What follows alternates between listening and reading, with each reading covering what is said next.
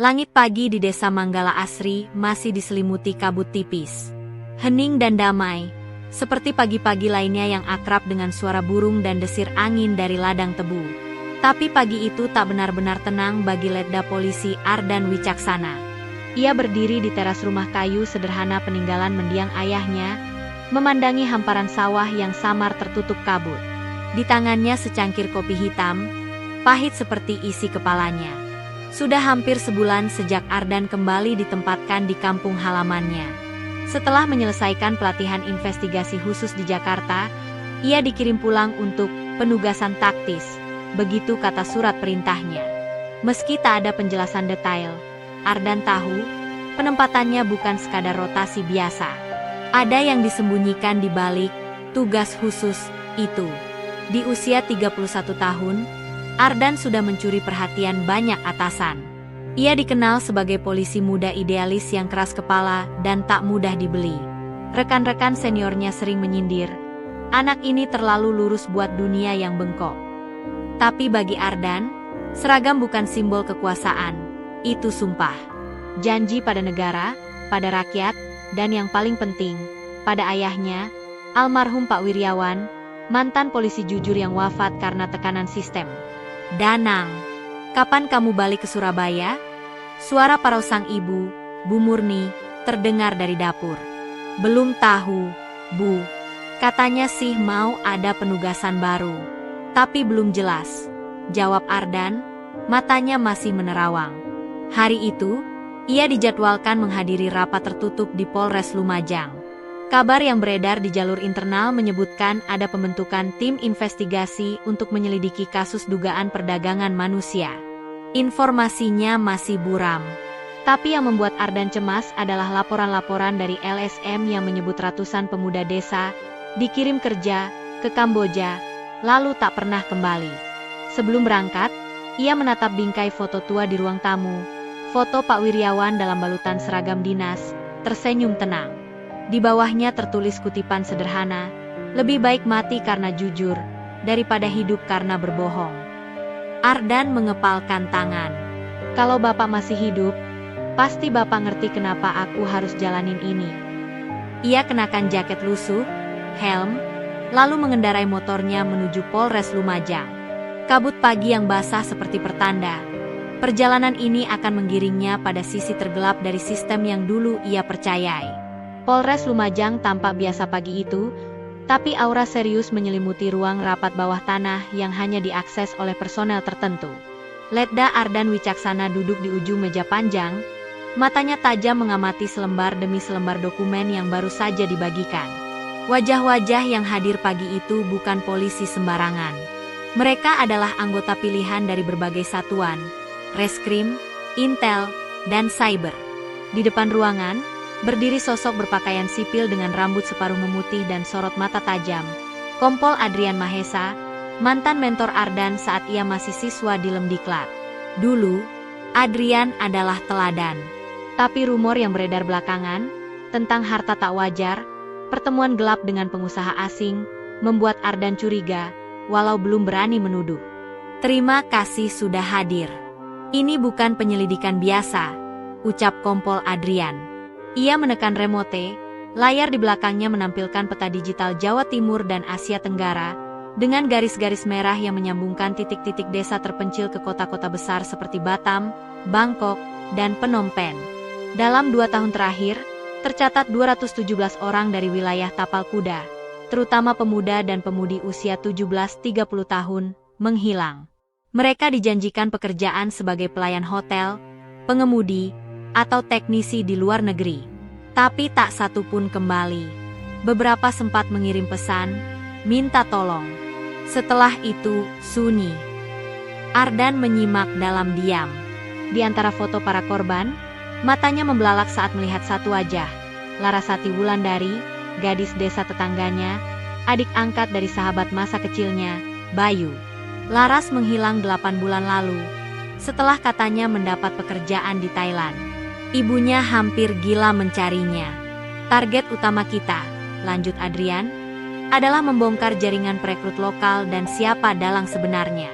Tapi ingat, kita berhadapan dengan sindikat besar, bukan sekadar calo murahan. Mereka punya koneksi, uang, dan pengkhianat di tubuh kita sendiri. Kalimat terakhir itu menusuk. Ardan melirik Adrian. Hati kecilnya ingin percaya pada sang mentor. Tapi idealismenya tak membiarkan naluri waspada padam begitu saja. Selesai rapat, Ardan menghampiri rekan lamanya di bagian Intel, Sersan Dwi Rahayu, perempuan cekatan yang dulu kerap membantunya saat investigasi internal. Dwi, aku perlu semua data soal Larasati Wulandari. Bisa. Tapi data lengkapnya disegel. Hanya akses perwira di atas kita yang bisa buka. Bisik Dwi, sambil melirik ke arah Adrian. Ardan mengangguk pelan. Ia tahu, untuk menemukan kebenaran, ia harus menyelami kegelapan. Dan kadang, kegelapan itu datang dari mereka yang dulu paling ia percaya. Malam mulai turun ketika Ardan mengendarai motornya menembus jalanan kecil di Kecamatan Randuagung. Desa ini disebut-sebut sebagai salah satu sarang sunyi bagi perekrutan gelap. Ia sudah menerima informasi dari Dwi, tanpa izin resmi, tentu saja, tentang seorang mantan guru SMP bernama Pak Salman, yang kini menjadi maklar tenaga kerja ke luar negeri. Rumah Pak Salman berada di ujung dusun, jauh dari jalan utama. Lampunya temaram, halaman rumahnya luas namun kosong, tak seperti rumah guru desa biasanya. Ardan memarkir motor dan mendekat sambil mengenakan topi dan jaket lusuh, menyamar sebagai warga biasa. Permisi, Pak Salman. Suaranya rendah. Pintu dibuka perlahan. Sosok Pak Salman tampak ramah di permukaan. Usianya sekitar 50, berkumis rapi, berbaju batik santai. Ya, Mas, mau daftar kerja ke Malaysia? Tanyanya dengan senyum. Ardan mengangguk. Saya dengar Bapak bisa bantu. Katanya gampang, cuma modal fotokopi KTP. Pak Salman tertawa kecil, lalu mengajaknya duduk di teras. Obrolan pun mengalir, hingga Ardan menyadari bahwa jaringan ini bukan hanya lintas kabupaten, namun antar negara. Anak-anak muda itu cepat percaya. Mereka pikir bisa dapat gaji besar tanpa bayar apa-apa. Padahal di sana, belum tentu mereka kerja, ujar Pak Salman, tanpa sadar membocorkan terlalu banyak. Ketika Ardan hendak memancing informasi lebih dalam, terdengar suara motor mendekat. Dua pria bertubuh besar turun cepat. Salah satunya mengenakan jaket hitam dengan logo organisasi keamanan lokal. Mereka melirik Ardan dengan tajam. Suasana mendadak berubah tegang. Sal, siapa ini? Tanya pria berambut cepak. Saudara dari Malang. Nggak masalah, jawab Pak Salman cepat. Tapi matanya tak bisa menyembunyikan kegugupan. Ardan tahu waktunya habis. Ia berpura-pura pamit dan berlalu seolah tak terjadi apa-apa. Tapi begitu motor menembus jalan gelap desa, ia menekan tombol kecil di jaketnya. Rekaman suara Pak Salman sudah ia kantongi. Namun di jalan pulang, ia merasa dibuntuti. Cermin motornya menunjukkan sorotan lampu dari dua kendaraan yang bergerak mencurigakan. Ardan mempercepat laju motor, menembus jalur sawah sempit yang hanya ia kenal. Sesampainya di sebuah gubuk tua peninggalan ayahnya, ia bersembunyi di dalam, menahan napas saat motor-motor itu melintas. Dalam gelap, ia mengirim pesan terenkripsi ke Dwi. Mereka tahu, ada yang bocorkan gerakan kita. Beberapa menit kemudian, balasan masuk. Hati-hati, jangan percaya siapapun, bahkan tim. Ardan menatap kosong ke arah langit malam. Musuhnya bukan cuma sindikat di luar sana.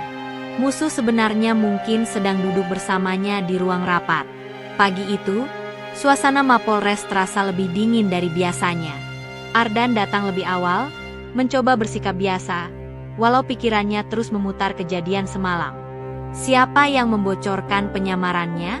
Siapa yang diam-diam mengawasi geraknya? Saat sedang mengamati rekaman suara Pak Salman di ruang pribadinya, ponselnya bergetar. Sebuah pesan masuk dari nomor tak dikenal. Berhenti mencari Larasati, atau nyawa orang tuanya jadi taruhan. Ardan mendadak terdiam. Ia segera mengecek pesan itu ke bagian siber. Namun pengirimnya menggunakan server luar negeri. Tak bisa dilacak cepat. Tak ingin gegabah, Ardan menemui Dwi secara diam-diam di sebuah warung kopi kecil. Ia menunjukkan pesan itu. Dwi mengernyit. Ini sudah bukan level pengancaman biasa. Dan mereka tahu kau menyelidiki lebih dalam. Bisa jadi, Laras masih hidup, dan mereka jadikan tawanan untuk menjaga mulut semua orang. Ardan terdiam. Hatinya kacau. Ia teringat bagaimana Laras sering ikut bermain layangan di sawah waktu kecil. Ia tak bisa tinggal diam. Keesokan harinya, Dwi menyerahkan hasil penyadapan jalur komunikasi dari nomor-nomor mencurigakan. Di antara sekian banyak suara, satu rekaman membuat dada Ardan tercekat. Suara perempuan. "Tolong, nama saya Larasati Wulandari. Saya dikurung di sebuah gudang di dekat pelabuhan. Tolong sampaikan ke Kak Bayu, saya masih hidup." Rekaman itu hanya berdurasi 12 detik. Lalu suara tersambung dengan pria asing dalam bahasa Thailand. Ardan langsung berdiri. Pelabuhan? Jangan-jangan mereka sedang persiapkan pengiriman manusia ke luar negeri lewat jalur laut. Dwi mengangguk. Benar. Aku juga baru temukan data pergerakan kapal nelayan yang bolak-balik tapi tidak terdaftar membawa hasil laut. Mereka bisa jadi kapal penyelundup manusia.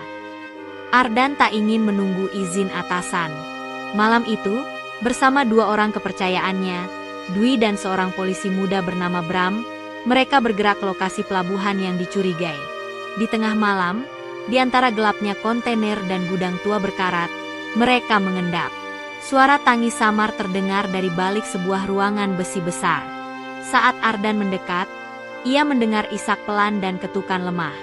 Namun sebelum sempat mendobrak, suara peluit nyaring terdengar. Lampu sorot menyala. Suara langkah kaki cepat. Jeritan wanita. Mereka dijebak. Tembakan peringatan meletus. Ardan menarik Dwi dan Bram bersembunyi di balik peti kayu. Belasan pria bersenjata ringan mengepung. Di antara mereka, berdiri sosok yang membuat Ardan terperangah. Kompol Adrian Mahesa. Dengan wajah dingin, sang mentor mendekat sambil mengangkat pistol ke arah mereka. "Kau terlalu jauh masuk, Ardan." Bab 5, Darah dan Pengkhianatan. Malam itu, udara di pelabuhan tak hanya dingin, tapi juga penuh aroma pengkhianatan. Ardan berdiri membeku di balik peti kayu, memandangi sosok sang mentor, Kompol Adrian Mahesa, yang kini berdiri di pihak lawan. Dulu, Adrian adalah orang yang pertama kali mengajarinya tentang arti keadilan, tentang keberanian. Kini, ia justru berdiri dengan pistol teracung, bersama kelompok bersenjata yang menguasai jaringan perdagangan manusia internasional. "Aku tak ingin melukaimu, dan," kata Adrian datar, "menjauhlah. Jangan ikut campur." Ardan menggertakkan gigi. "Kau dulu bilang, diam saat melihat kejahatan sama saja dengan bersekongkol. Sekarang kau bicara soal mundur." Adrian menatapnya dalam. Sejenak ada keraguan, tapi hanya sesaat. "Ini bukan lagi soal benar atau salah, Ardan. Ini soal siapa yang mampu bertahan. Sistem sudah rusak terlalu dalam. Aku hanya menyesuaikan diri." Tiba-tiba tembakan meletus. Bukan dari Adrian, tapi dari arah Bram. Peluru menyasar salah satu kaki anak buah Adrian, menciptakan kekacauan. Ardan dan Dwi memanfaatkan momen itu untuk berlindung dan membalas. Tembakan demi tembakan bersahutan. Peluru menghantam dinding kontainer, memercikan percikan api dan serpihan besi. Dalam kekacauan itu, Dwi berhasil menjebol pintu gudang. Di dalamnya, belasan remaja perempuan dan anak-anak terkurung dalam kandang besi, termasuk seorang gadis berambut pendek yang mengenakan kalung kecil. "Larasati. Laras." Ardan menerobos masuk dan membuka kandang. Laras menatapnya dengan mata yang penuh luka, namun masih mampu menyunggingkan senyum lirih. "Kak Ardan." Tangis dan pelukan itu hanya berlangsung beberapa detik. Suara ledakan kecil dari luar mengguncang bangunan. Dwi berteriak, "Kita harus keluar. Sekarang."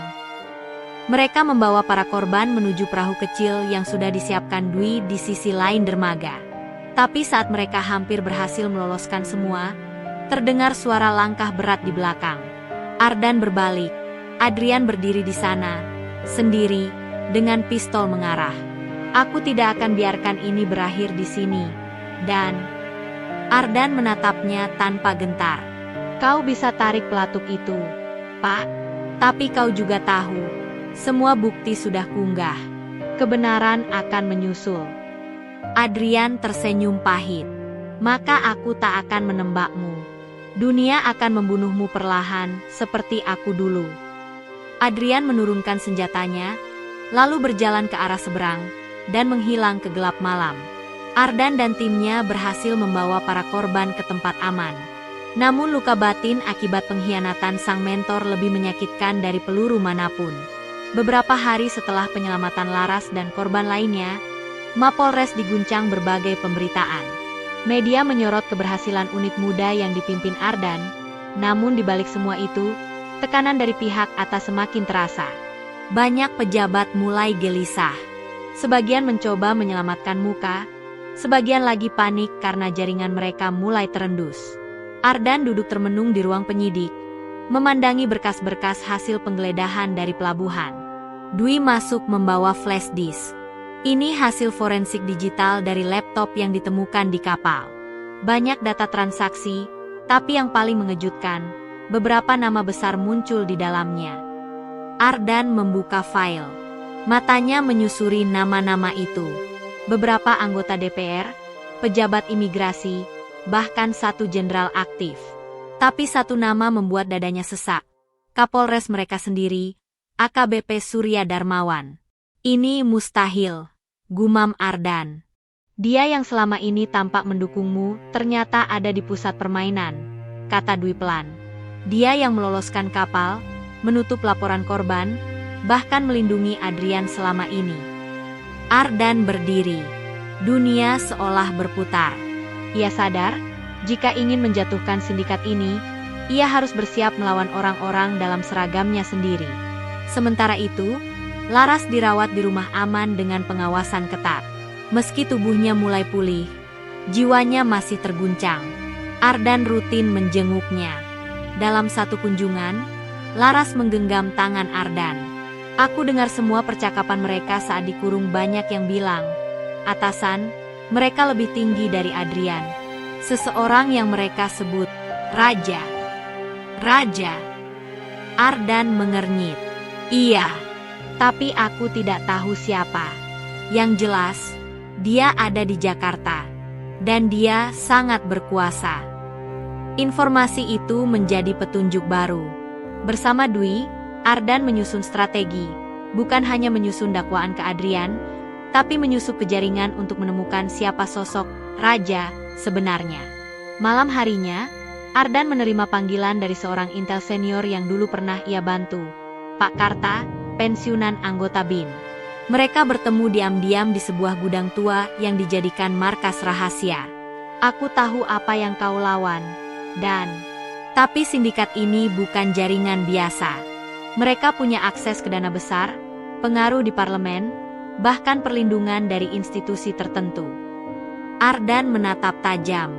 Saya tak peduli. Selama masih ada anak kecil dijual seperti barang, saya akan terus melawan. Karta tersenyum miris. Semangatmu bagus, tapi kau butuh strategi. Dan satu hal yang harus kau tahu, Raja, itu bukan nama samaran. Itu panggilan untuk seseorang, pengusaha besar yang punya koneksi langsung ke lintas negara. Namanya Rangga Wijaya. Ardan membeku. Ia tahu nama itu. Rangga adalah tokoh filantropi yang sering muncul di TV, dikenal dermawan, dan pernah menerima penghargaan dari presiden. Bagaimana mungkin? Topeng bisa dibentuk dari sumbangan dan citra baik, ujar Karta. Tapi di baliknya, dia adalah pemilik jalur gelap perdagangan manusia Asia Tenggara. Bab 7. Operasi Tangan Bawah. Ardan menatap cermin kecil di dinding markas rahasia. Kumis tipis dan rambut disemir gelap membuatnya nyaris tak dikenali. Hari itu, ia bukan lagi Ardan polisi idealis. Ia kini berperan sebagai Rio, mantan narapidana yang ingin kembali ke dunia hitam. Semua ini bagian dari misi besar, menyusup ke jaringan Rangga Wijaya, sang raja perdagangan manusia. Bersama Dwi dan Bram yang juga menyamar sebagai tangan kanan Rio, mereka menjalankan operasi tangan bawah. Operasi rahasia yang bahkan tidak diketahui oleh Kapolres Surya Darmawan. Segala komunikasi dilakukan di luar sistem. Dukungan hanya datang dari intel lama seperti Pak Karta dan 2 petugas KPK yang telah mereka percayai. Langkah pertama, masuk lingkaran bandar kecil di Jakarta Utara, Gito Sembara, salah satu kaki tangan Rangga. Melalui pertarungan pura-pura di sebuah gudang sabung ilegal, Ardan berhasil menarik perhatian Gito. "Lo cukup gila buat dunia ini," ujar Gito sambil menyodorkan segelas whisky. "Gue suka." Beberapa minggu berjalan, Ardan mendapat kepercayaan. Ia mulai dikirim untuk mengantar muatan. Sayangnya, bukan barang, tapi manusia. Gadis-gadis muda, bahkan anak-anak, yang dibungkus seperti kargo. Setiap malam, sepulang dari pengiriman, Ardan merasa jiwanya terkoyak. Tapi ia tak punya pilihan. Semua data diam-diam ia rekam dengan kamera tersembunyi di jam tangannya. Dwi juga berhasil meretas jaringan komunikasi Gito, menemukan catatan pengiriman, nama-nama koruptor yang terlibat, dan sebuah kode akses yang hanya dimiliki oleh satu orang, Rangga Wijaya.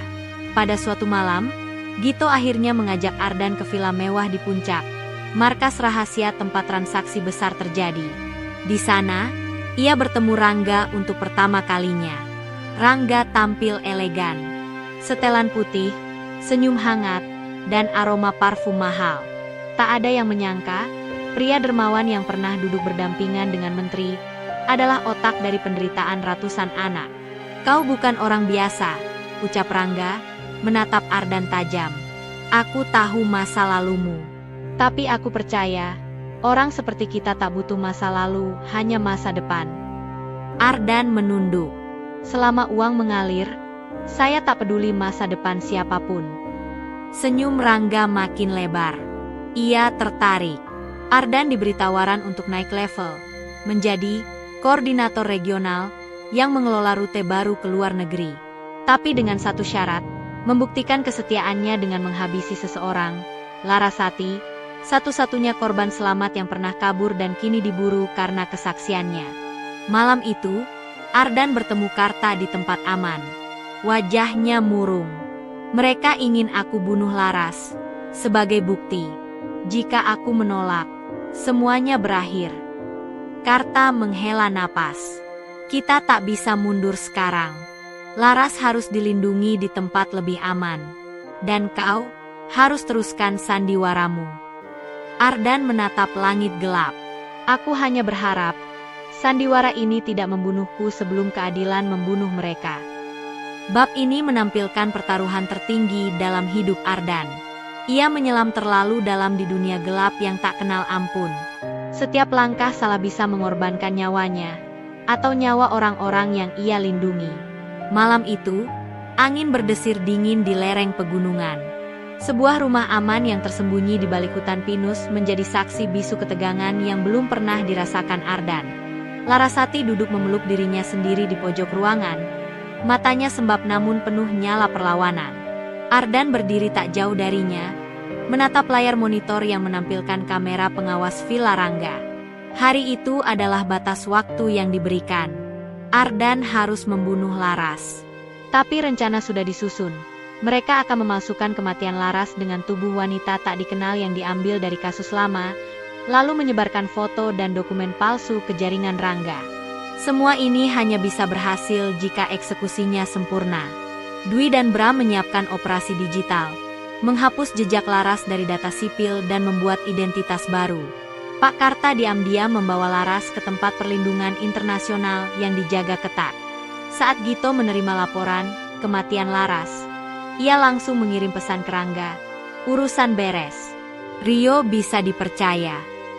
3 hari kemudian, Ardan diundang ke pertemuan inti sindikat di sebuah kapal pesiar mewah di perairan Bali. Disinilah seluruh petinggi jaringan berkumpul, termasuk tokoh-tokoh dari luar negeri. Penyelundupan manusia adalah bisnis lintas benua, dan Rangga adalah pusatnya.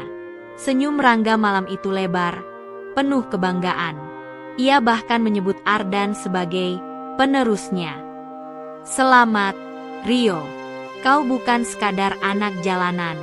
Kau calon raja? Ucapnya seraya menyematkan pin kecil berbentuk naga, lambang elit tertinggi sindikat. Tapi Ardan tak menjawab. Dalam dadanya, jantungnya berdetak kencang. Di telinganya, irpiece kecil mengabarkan bahwa tim gabungan KPK, Interpol, dan Detasemen Khusus 88 sudah siap melakukan penyergapan besar. Dan tepat saat toas terakhir digelar, suara Ardan menggema di ruang utama kapal. Semua ini berakhir malam ini.